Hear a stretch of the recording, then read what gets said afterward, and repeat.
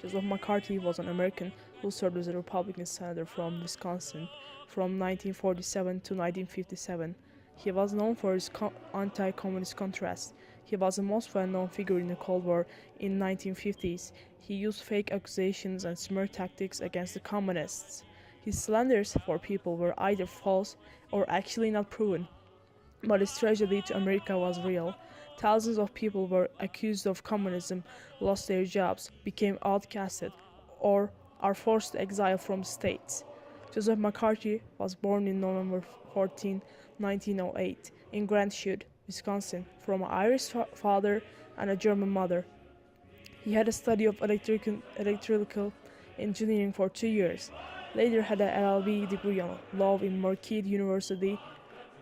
In 1942, he joined United States Marine Corps as a first lieutenant. After World War II, he ran for the Republican Party against Howard McMurray. He won the elections and became a senator in the Senate. In his first years as a senator, he was really popular among the senators, but his popularity was unknown for the public.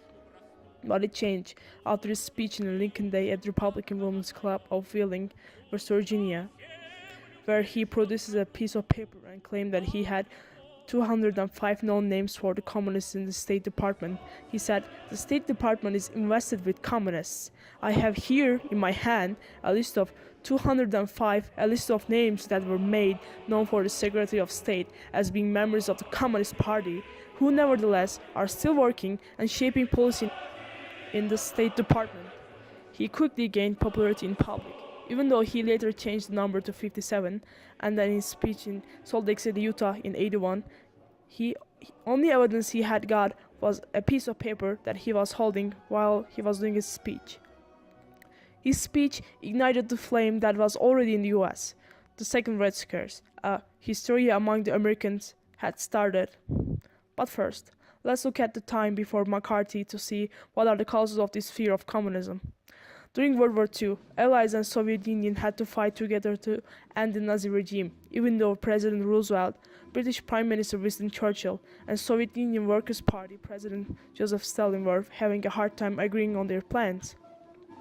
In the April of 1945, the city of Berlin fell, and Adolf Hitler and his wife Eva Braun committed suicide.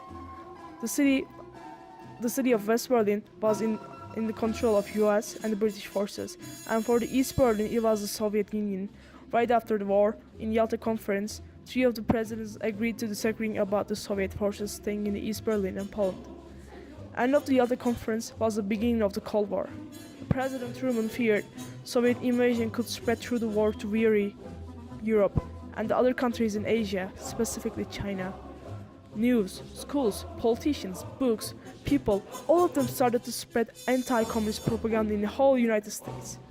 People felt if someone is a communist or a socialist, they will have worked for the Soviets and will help USSR to invade the United States as well. The hysteria amongst communism reached up to top when the Soviet Union tested their first atomic bomb. McCarthy was indeed the wrong man at the right time. After his speech in West Virginia about the communists in the State Department, McCarthy quickly gained popularity in public and newspaper headlines. In response to McCarthy's charges in West Virginia, the Senate voted unanimously to investigate and a tidings committee hearing were called. This was a subcommittee of the United States Senate Committee on Foreign Relations set up in February 1950 to conduct a full and complete study and investigation as to whether persons are disloyal to the United States are or have been employed by the Department of State. President McCarthy was made the chairman of the Senate Committee on Government Operations. The committee allowed McCarthy to use for its own investigation of communists in the government. After receiving the chair of the subcommittee on investigation, McCarthy appointed J.B. Matthews as the staff director of the subcommittee, one of the nation's foremost anti-communists.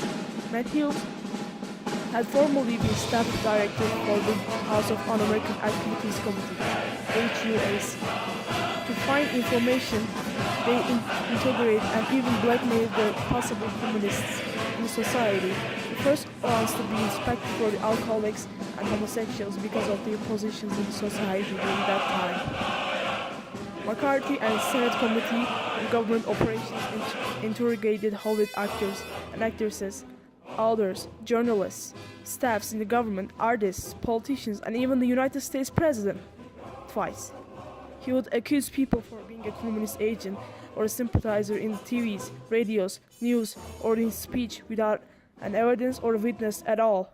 To the crusade for freedom, made possible the World Freedom Bell, symbol of hope and freedom to the communist-dominated peoples of Eastern Europe, and built this powerful 135,000-watt Radio Free Europe transmitter in Western Germany. The crusade for freedom is your chance and mine to fight communism. Join now by sending your contributions to General Clay, Crusade for Freedom, Empire State Building, New York City.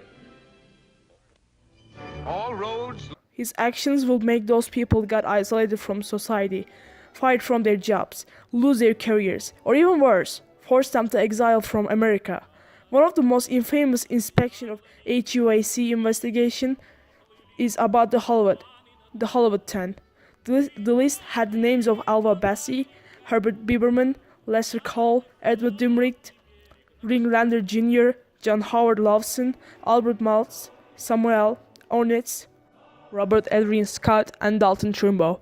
The other famous people that are exiled were Charles Chaplin, Arthur Miller, Lena Horney, Lee Grant, and many more. In autumn 1953, McCarthy started to investigate Army's Signal Corps. This was the move to beginning of his end. McCarthy's reign of terror was finished by the journalist Edward R. Murrow when he hosted McCarthy in his show See It Now.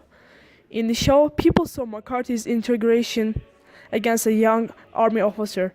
After the officer grew impatient of McCarthy's silly questions, he famously asked McCarthy to, "Have you no sense of decency, sir?" His question crashed his charisma in the public. He got censured from the Senate in December 2, 1954 by a vote of 67 to 22. After his censure, he continued to do his duties in the Senate for 2.5 years more, but his career was ruined. He was isolated from the public and his colleagues avoided him. He went to silence until his death in May 2, 1957, at the age of 48. His cause of death listed as a hepatitis acute, unknown.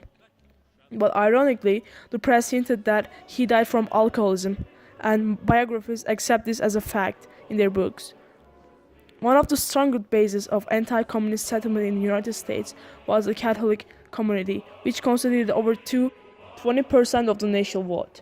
McCarthy identified himself as a Catholic, and although the great majority of Catholics were Democrats, as his fame as leading anti-communist grew, he became popular in the Catholic communities across the country, with strong support from many leading Catholics, diocesan newspapers, and Catholic journals. McCarthy established a bond with the powerful Kennedy family, which had a high visibility among the Catholics. McCarthy became a close friend of Joseph P. Kennedy Sr., himself a fervent anti-communist, and was a frequent guest at Kennedy compound. John F. Kennedy served in Senate with McCarthy at the same time, but he never attacked him. When he was asked by Arthur M. Schillinger Jr. why he avoided criticism of McCarthy, Kennedy said, "Hell, half of my voters in Massachusetts look on McCarthy as a hero." McCarthy spoke of Democrats and President Truman as 20 years of treason. After the Republican Party won the elections, he vilified President Eisenhower and accused the Republicans for 21 years of treason. McCarthy's claims had no evidence nor common sense, so his name brought a new term, McCarthyism, which means the practice of making accusations of disloyalty, especially of pro-communist activity in many instances, unsupported by proof or based on slight, irrelevant evidence, and the practice of making unfair allegations or using unfair investigating techniques, especially in order to restrict dissent or political criticism. McCarthy created invisible enemies so that he could control the people's freedom to maintain his power. Arthur Miller wrote the book Crucible to criticize McCarthyism and show its dangers to the society. McCarthyism leads individuals to suspect from each other, isolate the person from society, fill the society with fear, hatred, and paranoia, limits the freedom of the people, and make the individuals to have the loyalty only to government. A great example of novel 1984 by George Orwell. Even though Joseph McCarthy has been removed from the Senate, His ideas are still being used in the world and still hurting, killing people by creating invisible enemies in this society. The question is, are we going to let the history repeat itself again?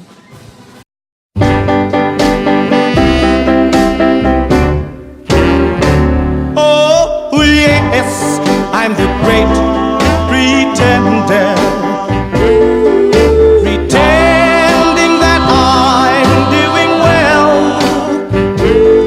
My need is such, I pretend too much. I'm lonely, but no one can tell.